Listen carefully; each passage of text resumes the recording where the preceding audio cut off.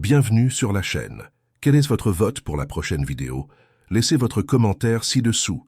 Mais attention, cela ne compte que si vous êtes abonné. Cliquez maintenant sur s'abonner et votez pour l'avenir de notre chaîne. 8 septembre 1941. L'ère glaciale de la Baltique n'apportait pas seulement l'odeur des pins et de la neige imminente, mais l'odeur métallique et lourde de la guerre. Sur la vastitude de la plaine russe, une ombre colossale avançait, impitoyable. La Wehrmacht, la machine de guerre nazie, semblait imparable. Leurs chars, tels des bêtes d'acier, déchiraient la terre gelée, leur rugissement étouffant les derniers murmures de paix. La promesse d'anéantissement planait sur Léningrad, le joyau de l'Empire soviétique, la ville de Pierre le Grand. Une ville de culture, de lumière, désormais marquée pour l'obscurité. L'optimisme allemand était une flamme ardente, alimentée par la Blitzkrieg, une stratégie de vitesse et de terreur qui avait balayé l'Europe. La victoire semblait aussi certaine que l'hiver qui approchait. Léningrad, croyait-il, tomberait en quelques jours. Ils étaient loin de se douter qu'ils étaient sur le point d'affronter non seulement une armée, mais la résilience indomptable d'un peuple et la fureur glacée d'un hiver russe. Préparez-vous pour un voyage au cœur du désespoir et de l'espoir. Abonnez-vous maintenant et rejoignez notre légion d'historiens pour revivre le passé. L'avancée initiale fut foudroyante. L'opération Barbarossa, lancée en juin, avait surpris l'Union soviétique. En quelques semaines, des millions de soldats soviétiques furent encerclés, capturés ou tués. La stratégie était claire, écraser l'ennemi avant que l'hiver ne s'installe. Et Léningrad, centre industriel vital et symbole bolchevique, était une cible prioritaire. Le rugissement des canons allemands était constant, un présage de mort qui approchait. Les soldats, avec leurs uniformes gris et leurs visages confiants, marchaient vers la ville sentant l'odeur de la poudre et de la victoire dans l'air. Les machines de guerre nazies, redoutées sur tout le continent, semblaient invincibles. Des conquêtes rapides jalonnèrent la carte, chaque avancée un coup porté au moral soviétique. Le siège se refermait. L'espoir pour les défenseurs diminuait à chaque kilomètre que la Wehrmacht progressait. La ville, déjà isolée par voie terrestre, voyait ses derniers liens coupés. Mais la vitesse de la Blitzkrieg avait une limite. Le vaste territoire russe, les lignes de ravitaillement étirées et la résistance soviétique inattendue ont commencé à réclamer leur dû. Et puis, le tournant, l'hiver. Il ne vint pas comme un allié, mais comme un ennemi implacable pour les deux camps, transformant le paysage en un enfer blanc. Ce qui devait être une victoire rapide se transforma en un cauchemar gelé. Les températures chutaient vertigineusement, transformant la boue en glace, l'eau en pierre. Les moteurs des chars s'étouffaient, les lubrifiants gelaient, les armes s'enrayaient. Pour les Allemands, habitués aux campagnes rapides de l'Europe de l'Ouest, le froid était une horreur inconnue, un ennemi invisible et mortel.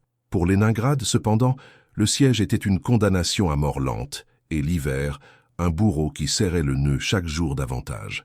La ville, avec plus de 3 millions d'habitants, était isolée, sans accès ferroviaire, sans route, sans espoir apparent. Le silence de la faim commençait à se mêler au hurlement du vent et au grondement lointain de l'artillerie. Léningrad était devenu un piège glacé. Si vous appréciez ce voyage historique, abonnez-vous à la chaîne et laissez votre j'aime pour que plus de gens découvrent l'histoire de Léningrad. Léningrad, la ville autrefois vibrante, se noyait maintenant dans un silence effrayant, brisé seulement par le hurlement du vent et la plainte persistante des canons allemands. Le piège était refermé. La haine nazie ne voulait pas seulement la reddition, elle voulait l'anéantissement complet. Et l'hiver, avec ses griffes de glace, était le complice parfait. Les températures ont chuté à des niveaux inimaginables, transformant chaque souffle en un nuage de douleur, chaque toucher en une piqûre d'aiguille. L'air était dense avec l'odeur de fumée de bois brûlé, de meubles, de livres, de tout ce qui pouvait alimenter un feu mourant. La neige tombait sans cesse, couvrant les corps dans les rues, les ruines, les rêves. À l'intérieur des murs de la ville, le cœur du conflit n'était pas seulement la bataille dans les tranchées, mais la lutte quotidienne pour la survie contre un ennemi invisible. La faim. La ration de pain, le dernier lien avec la vie, diminuait chaque jour, de 500 $ gramme en septembre à 250 $ en octobre, et finalement à seulement 125 $ gramme en novembre pour la plupart des civils.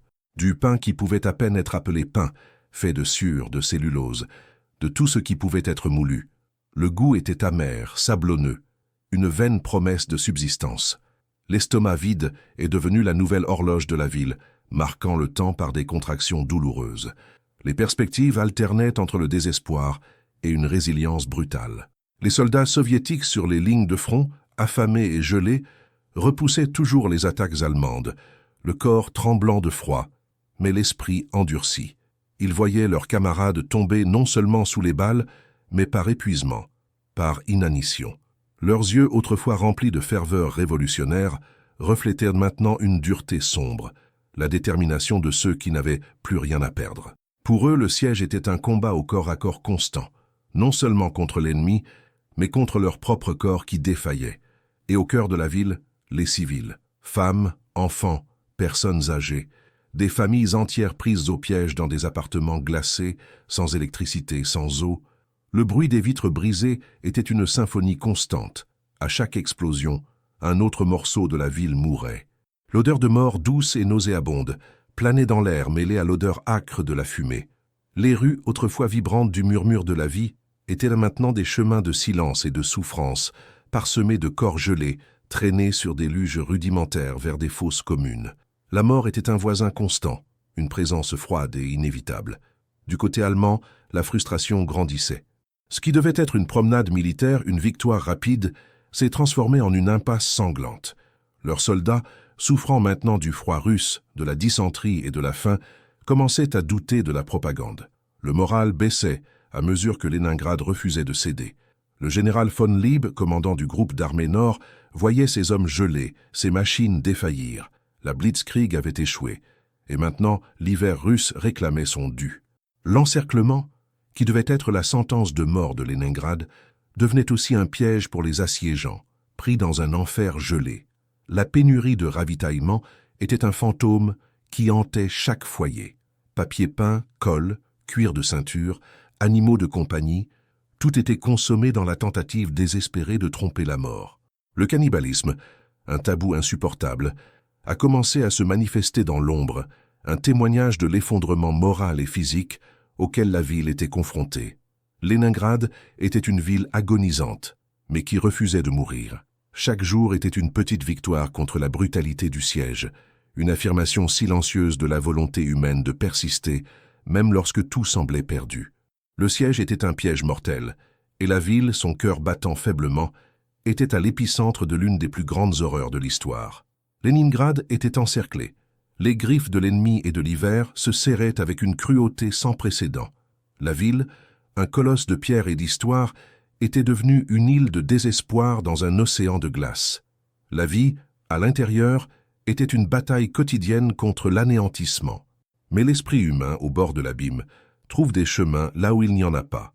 Alors que la mort rôdait dans les rues gelées, une idée audacieuse et presque insensée commença à prendre forme dans les conseils de guerre soviétiques. Le lac Ladoga. Vaste et traître, le Ladoga était une masse d'eau gelée, un géant endormi qui s'étendait sur des kilomètres. En été, infranchissable pour l'armée allemande. En hiver, un pont naturel, mais mortel. La glace du Ladoga, instable et imprévisible, était le seul espoir de briser le siège, d'injecter de la vie dans une ville moribonde. Ainsi naquit la route de la vie. Une route sur la glace, une artère vitale qui palpiterait sous le bombardement incessant et les températures glaciales.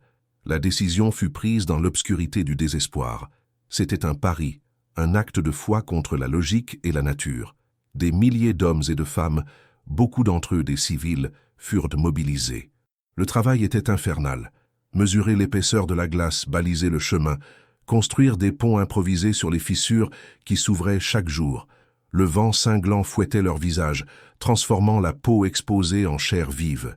Chaque mètre avancé était une victoire, chaque vie sauvée un miracle. Les premiers convois étaient une vision fantomatique. Des camions IS-5, surchargés de farine et de ravitaillements essentiels, avançaient lentement sur la surface translucide, le moteur rugissant contre le silence mortel. La glace gémissait, craquait, se fissurait sous le poids. Beaucoup n'arrivaient pas. Des véhicules coulaient en un clin d'œil, entraînant avec eux chauffeurs et la précieuse cargaison vers les profondeurs glacées du Ladoga. L'odeur d'essence et de désespoir se mêlait à l'air gelé. Mais la route de la vie ne servait pas seulement à apporter, elle servait à emporter, à emmener loin les plus vulnérables, enfants, femmes, personnes âgées, évacués de la ville en ruine.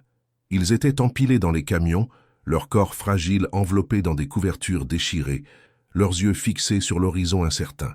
Beaucoup mouraient en chemin, gelés, affamés, leurs petits cœurs cédant au froid implacable. Mais pour chaque vie perdue, d'autres étaient sauvés, une chance ténue d'un avenir. Les pilotes allemands, conscients de l'importance vitale de la route, transformèrent le Ladoga en un terrain de chasse. Des bombes tombaient sur la glace, ouvrant des cratères noirs coulant des convois entiers.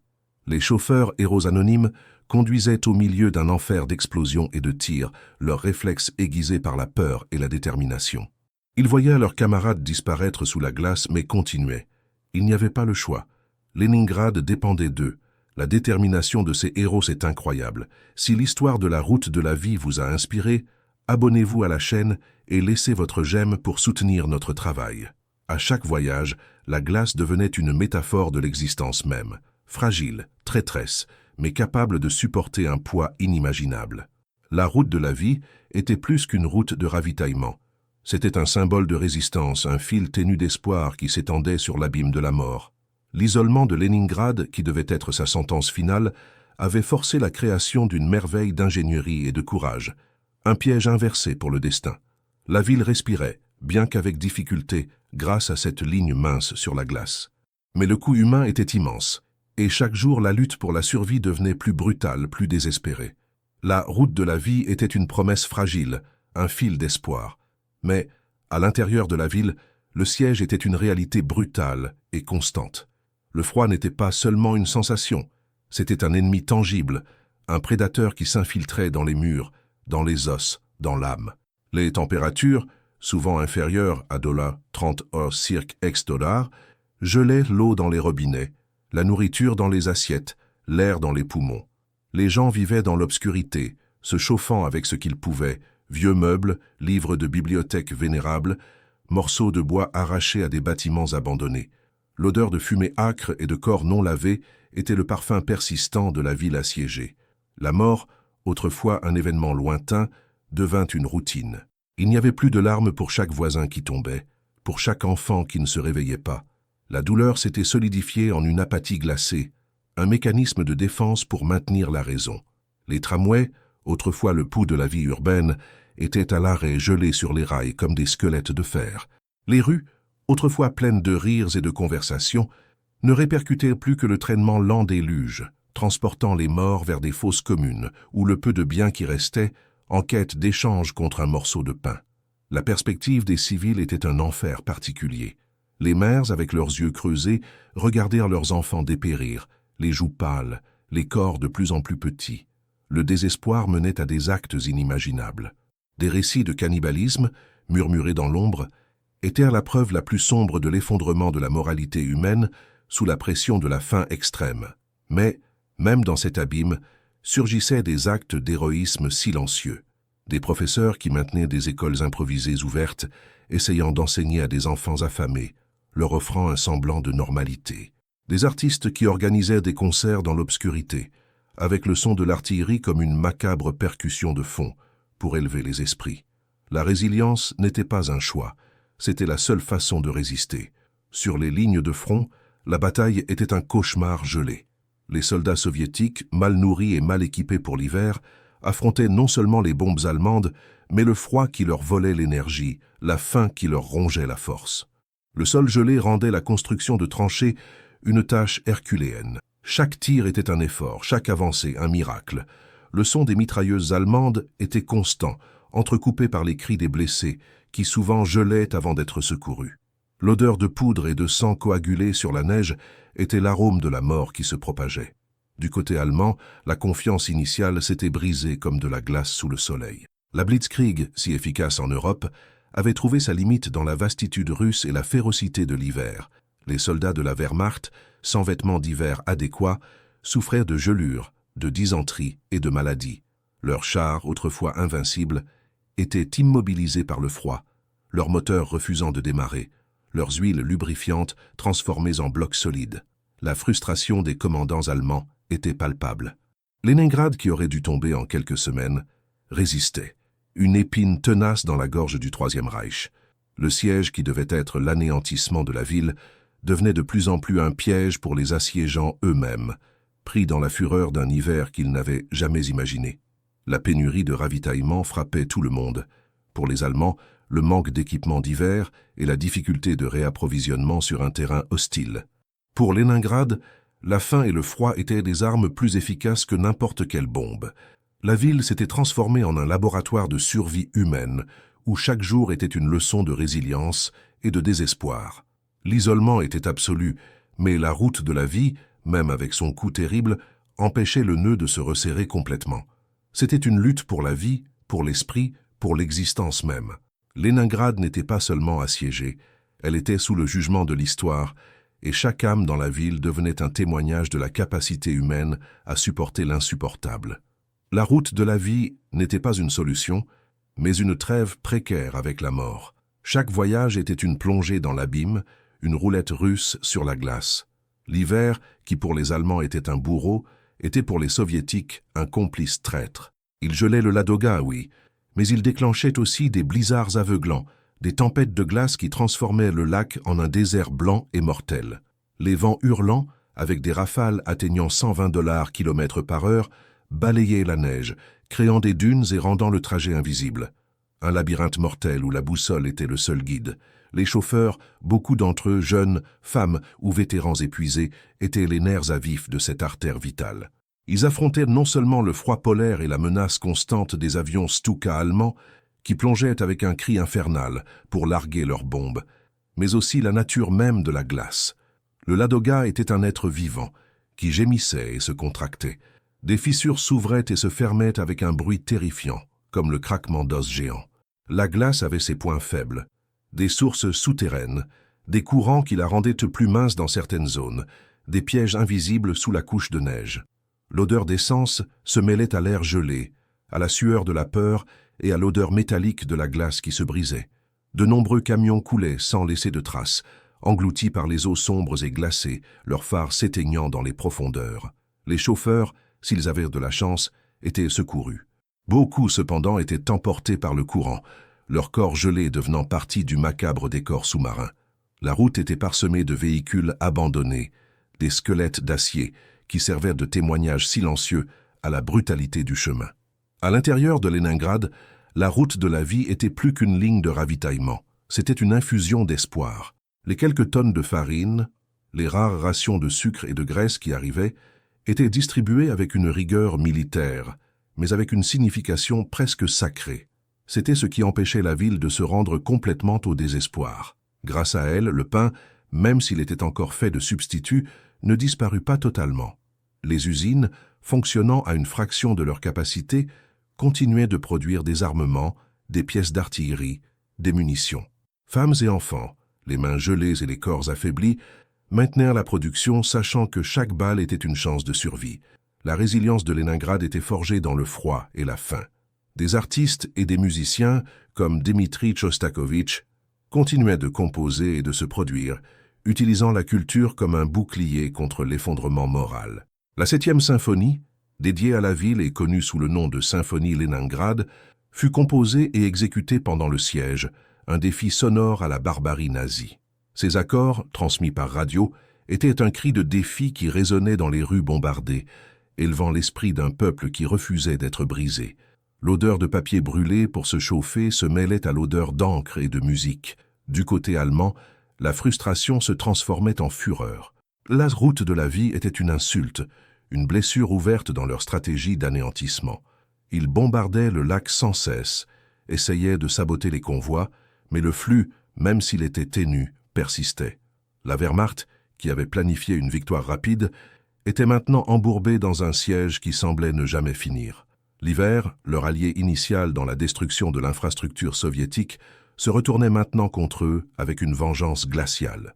Les soldats allemands, avec leurs uniformes d'été inadéquats, souffraient de gelures, de gangrènes et de maladies qui décimaient leurs rangs. Beaucoup désertaient, incapables de supporter les conditions inhumaines. Le moral s'effondrait. La croyance en la victoire rapide s'évanouissait. Le général Georg von Küchler, qui remplaça von Lieb, voyait ces hommes se transformer en spectres, leurs machines de guerre rouillant dans la glace. Léningrad, la ville qui aurait dû être balayée de la carte, était maintenant un symbole de leur échec. L'encerclement, qui devait être l'anéantissement, devenait de plus en plus un piège pour les assiégeants, un enfer blanc où la mort pouvait venir d'un tir, d'une bombe, ou plus souvent du froid implacable. La lutte sur la route de la vie et la résistance à l'intérieur de la ville étaient les deux faces d'une même pièce, toutes deux soutenues par une volonté de faire, de survivre. Le tournant ne serait pas une grande bataille singulière, mais la somme de milliers de petits actes de courage et de désespoir, un point culminant prolongé de souffrance et d'entêtement. Léningrad s'accrochait à la vie bec et ongle, et le Ladoga, dans sa fureur glacée, était la ligne mince qui séparait la survie de l'anéantissement total. La route de la vie avait assuré la survie de Léningrad pendant l'hiver 1941-42 $, mais n'avait pas brisé le siège. Le printemps apporta un soulagement illusoire. La glace du Ladoga, qui était autrefois un pont traître, se transforma maintenant en eau turbulente, rendant la route impossible pour les camions. Le dégel révélait un paysage encore plus macabre. Les corps gelés de chauffeurs et de civils qui avaient succombé au froid ou aux attaques allemandes, émergeant des profondeurs glacées comme des fantômes d'une tragédie sans fin. L'odeur de décomposition se mêlait à l'air frais du printemps, un rappel poignant du coût de la survie. La ville respirait, mais à chaque respiration, l'air semblait plus lourd, chargé de deuil et d'un épuisement profond. À l'intérieur des murs de la vie continuait d'être un exercice de résistance. Les rations augmentèrent légèrement avec l'arrivée de bateaux par le Ladoga après le dégel, mais la faim était toujours une ombre constante. Les jardins de la ville, autrefois des espaces de loisirs, furent transformés en potagers improvisés, où chaque pouce de pommes de terre était cultivé avec une dévotion quasi religieuse. Les enfants, avec des yeux encore trop grands pour leurs visages émaciés, aidaient à planter et à récolter, comprenant que leur propre vie dépendait de cette terre aride. À chaque bombardement, plus de bâtiments s'effondraient, plus de vies étaient fauchées, mais la ville refusait de tomber. Le son des canons allemands était un battement constant dans le cœur de Léningrad, un rappel de l'ennemi qui les encerclait, mais aussi un écho de la résilience même qui empêchait la reddition. La direction soviétique savait que la route de la vie, aussi héroïque fût-elle, n'était pas la solution définitive. Léningrad devait être libéré. À partir de 1942, une série d'offensives brutales fut lancée, des tentatives désespérées de rompre l'anneau de fer allemand. La plus notoire, l'offensive de Signavino en août et septembre 1942, fut un enfer sur terre. Des milliers de soldats soviétiques, beaucoup d'entre eux récemment recrutés et mal entraînés, furent lancés contre les fortifications allemandes dans la région marécageuse de Signavino, à l'est de la ville. Le terrain était un cauchemar, des marais, des forêts denses et les mines et barbelés de l'ennemi. L'odeur de boue et de sang se mêlait à l'odeur âcre de la poudre. Les combats étaient féroces, au corps à corps. Le son des fusils et des mitrailleuses était incessant, brisé seulement par le grondement des mortiers et l'explosion des grenades. Des soldats tombés par centaines, leurs corps s'enfonçant dans la boue, témoins silencieux d'une bataille implacable. Pour chaque mètre conquis, un prix terrible était payé. Les forêts de Signavino devinrent un hachoir à viande, où l'espoir d'une avancée rapide se dissolvait dans la réalité brutale de la résistance allemande. Les civils à Léningrad entendaient le rugissement lointain de cette bataille, un son qui apportait un mélange d'espoir et de terreur. À chaque explosion, ils imaginaient le sacrifice, la douleur, la promesse d'une libération qui semblait toujours imminente, mais jamais totalement atteinte. Du côté allemand, la défense était également désespérée. La Wehrmacht avait beaucoup investi dans la construction de lignes défensives, transformant la zone en une forteresse impénétrable. Leurs soldats, bien qu'épuisés par le siège prolongé et l'hiver russe, luttaient toujours avec férocité. Il s'avère qu'une rupture du siège signifierait la fin de leur position avantageuse et un potentiel tournant sur le front de l'Est.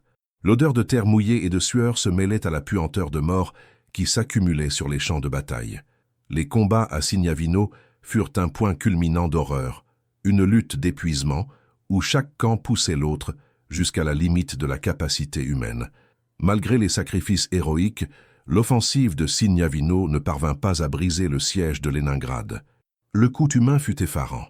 Des centaines de milliers de pertes soviétiques, d'innombrables vies perdues dans un effort qui, bien que n'ayant pas atteint son objectif principal, empêcha les Allemands de transférer des forces vers d'autres fronts et maintint la pression sur l'ennemi.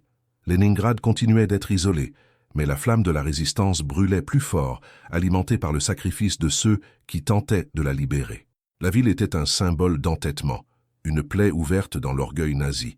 L'hiver 1942-43 approchait, et avec lui la perspective de plus de mois de faim et de froid. La route de la vie serait à nouveau l'artère vitale, mais chaque année, l'espoir diminuait, remplacé par une détermination sombre.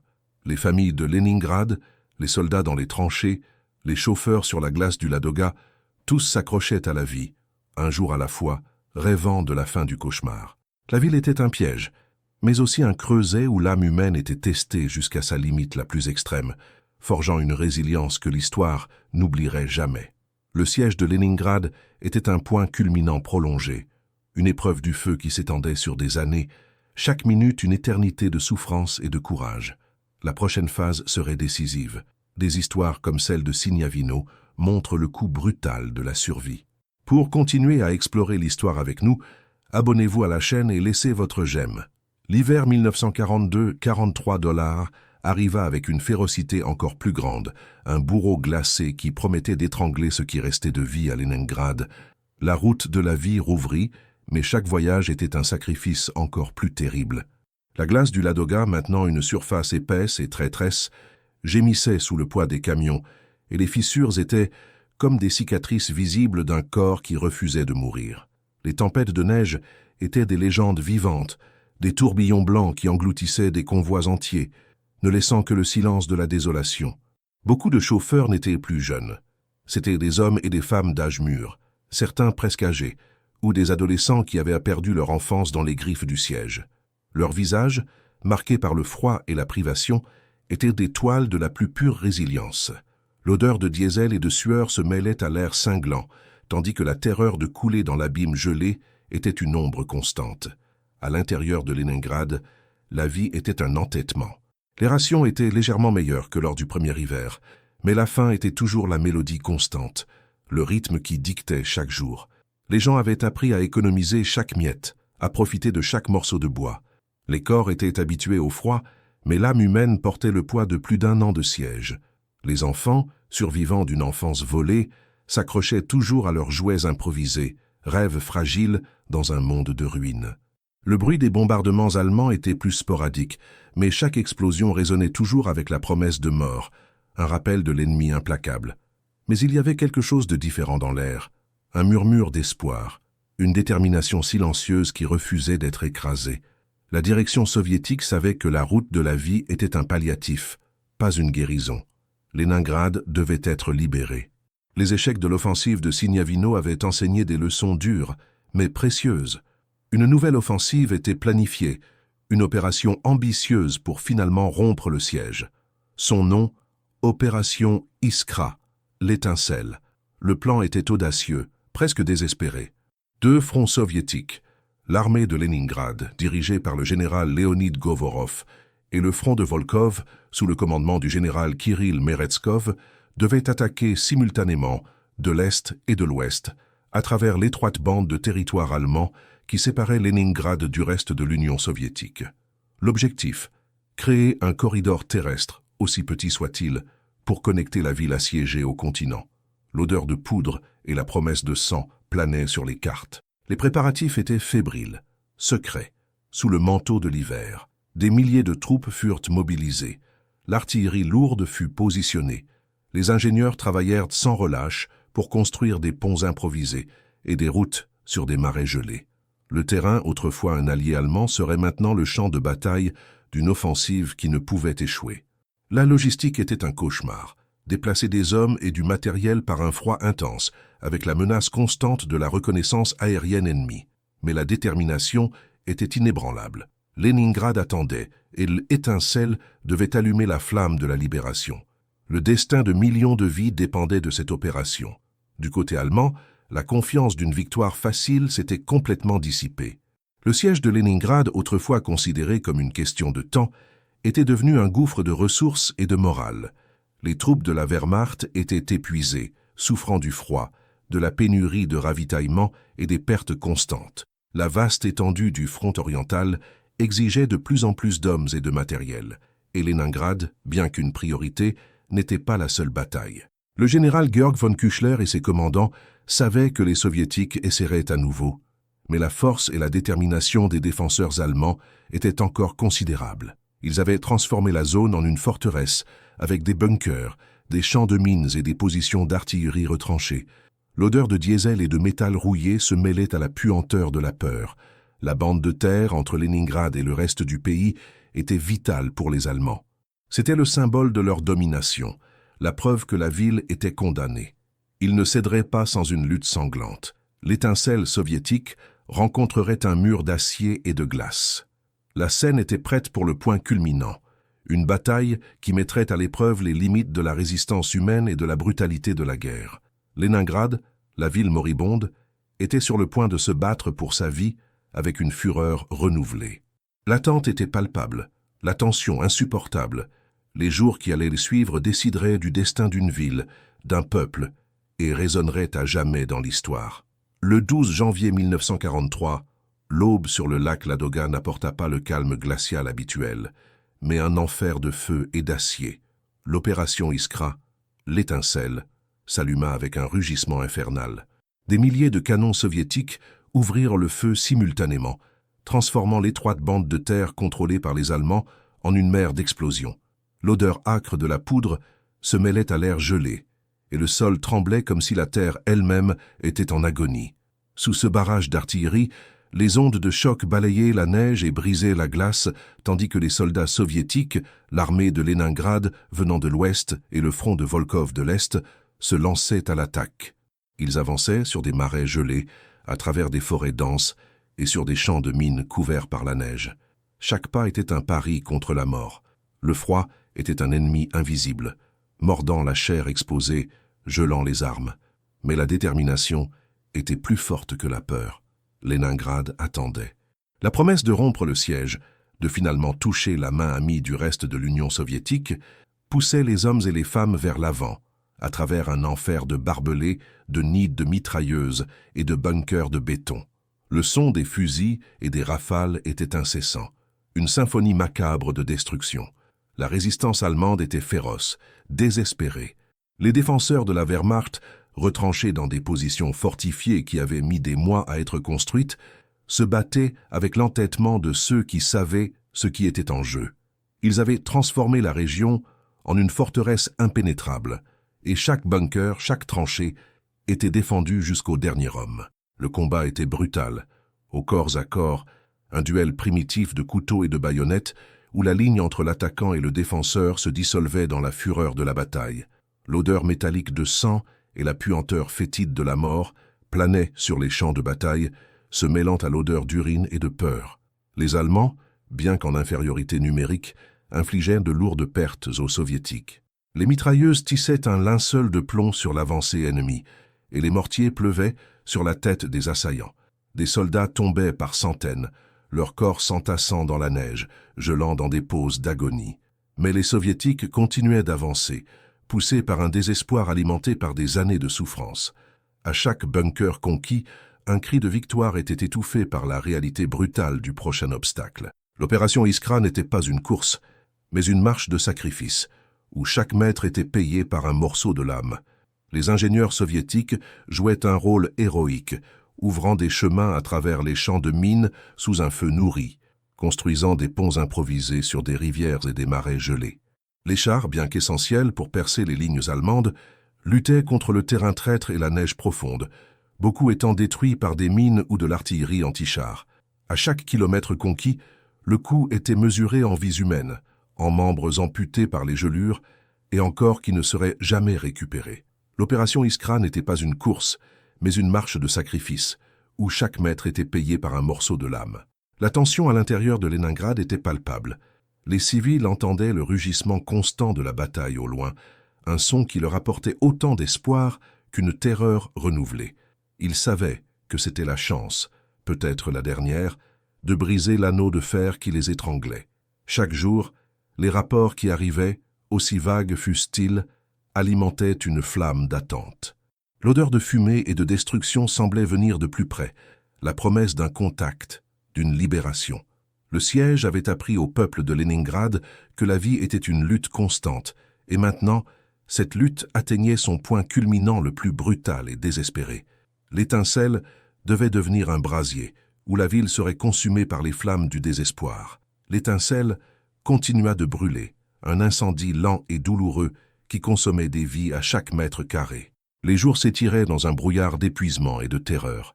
Les tranchées allemandes, véritables forteresses de béton et d'acier, étaient prises une par une, au prix de tas de corps. L'odeur de poudre brûlée et de sang coagulé sur la neige était le parfum de la mort omniprésent, suffocant.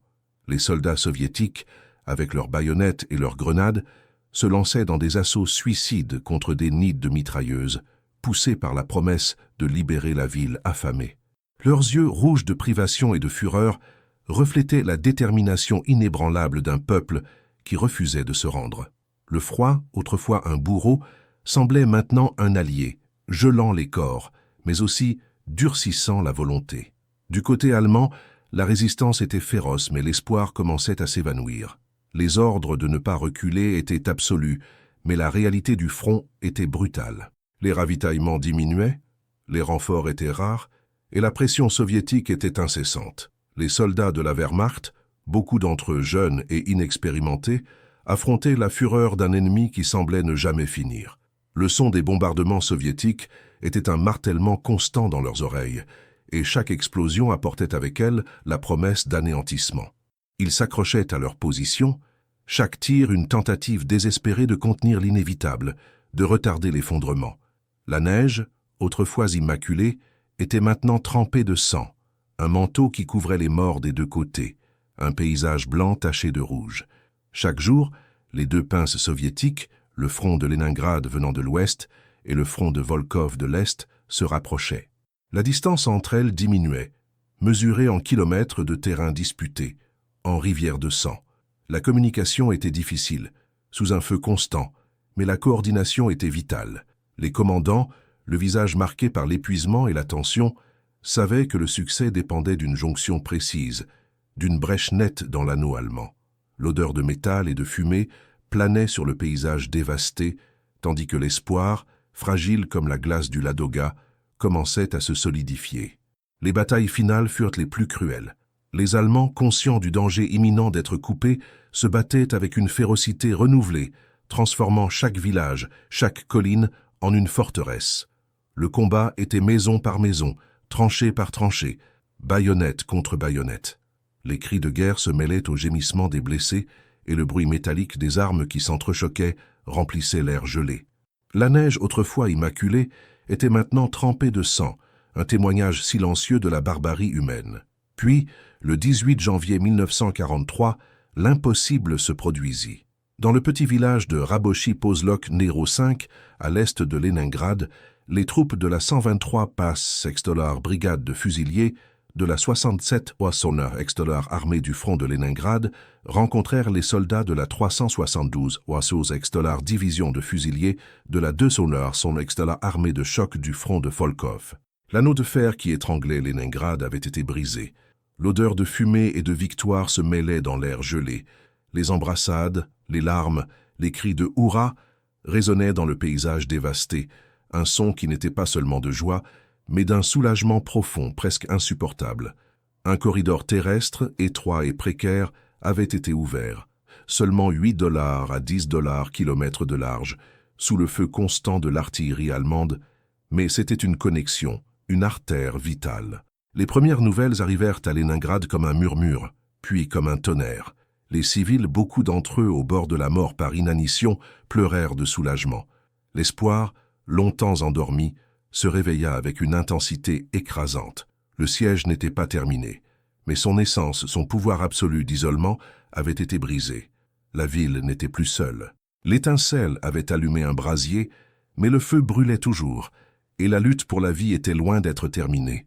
La route vers la libération totale serait longue et douloureuse, mais maintenant, il y avait une route. Le corridor nouvellement ouvert était une ligne mince de vie. Immédiatement, des efforts frénétiques commencèrent pour construire une ligne de chemin de fer et une route de glace sur les marais et les rivières gelées. En seulement $17 jour, dans des conditions climatiques brutales, et sous un feu ennemi constant, une voie ferrée de 33 km fut construite, reliant Leningrad au reste de l'Union soviétique. L'odeur de charbon et de métal chaud se mêlait à l'air gelé tandis que les locomotives, beaucoup d'entre elles conduites par des femmes, apportaient des ravitaillements vitaux à la ville assiégée et emmenaient les blessés et les malades derrière les lignes. Cette nouvelle route de la victoire était plus qu'une route logistique. C'était un symbole de la résilience soviétique, de la capacité humaine à surmonter l'impensable. Leningrad était toujours assiégé, toujours sous la menace de l'artillerie et des bombardements allemands, mais le sentiment d'isolement avait été brisé. Les rations augmentèrent, le moral remonta, et la promesse d'une libération complète semblait maintenant, pour la première fois en plus de 500 $ jour, une possibilité réelle. La ville, autrefois un piège mortel, était maintenant un phare de résistance, une plaie ouverte dans l'orgueil nazi qui continuerait de saigner jusqu'à la victoire finale. La lutte, cependant, n'était pas terminée, mais seulement dans une nouvelle phase décisive. La route de la victoire apporta un soulagement immense, mais l'ombre du siège planait toujours. Leningrad continua d'être la cible de l'artillerie allemande pendant encore 1 an, et la vie, bien que moins désespérée, resta une lutte quotidienne. Cependant, la ville respirait maintenant. Les ravitaillements arrivaient, les usines, bien qu'endommagées, recommençaient à produire, et le moral du peuple, autrefois écrasé, se rallumait comme un phénix des cendres glacées. Les odeurs de pain frais et de fumée de cheminée, autrefois rares, devinrent plus fréquentes, se mêlant à l'odeur persistante de ruines et de charbon. La libération totale était maintenant le seul objectif. En janvier 1944, 1 an après l'étincelle, l'Union soviétique lança l'opération Janvier Tonnerre, l'offensive Leningrad-Novgorod. Ce fut un assaut massif, implacable, visant à expulser définitivement les forces allemandes de la région. Les troupes de Leningrad, maintenant plus fortes et nourries par l'espoir, s'unirent à de nouveaux fronts soviétiques. La bataille finale fut féroce, un affrontement brutal qui transforma le paysage gelé en un enfer d'acier et de feu. Les Allemands, affaiblis et sans espoir de renfort, furent écrasés par une avalanche de chars, d'artillerie et d'infanterie. Le son de leurs canons se tut, remplacé par le cri de victoire soviétique. Le 27 janvier 1944, après 872 jours de siège, la ville de Leningrad fut finalement libérée. L'odeur de poudre et de mort commença à se dissiper, cédant la place à l'air frais d'une liberté conquise à un coût inimaginable. Plus d'1 million de personnes étaient mortes, la plupart de faim et de froid. Les rues, autrefois occupées par des cadavres et des luges funéraires, voyaient maintenant des larmes de joie et de deuil. Les enfants, avec leurs yeux vides, furent les témoins silencieux d'une barbarie qui leur vola leur enfance. Leningrad, la ville martyre, avait résisté. La saga de la route de la vie est plus qu'un chapitre de la Seconde Guerre mondiale. C'est une méditation poétique sur la capacité humaine à résister à l'impensable. Chaque ruine dans la ville est un cri contre la guerre. Chaque camion coulé dans le Ladoga est un martyr de la glace. Le sang sur la neige, un rappel éternel de la lutte pour la vie, la dignité et la survie. Le courage de Leningrad, la résilience de son peuple et l'inventivité désespérée qui créa une route sur la glace sont un phare d'espoir et un avertissement sombre. Aimez, abonnez-vous à la chaîne et laissez votre j'aime pour plus d'histoires épiques de l'histoire. Quelle bataille voulez-vous voir ensuite? Laissez votre commentaire et rejoignez notre voyage à travers le passé.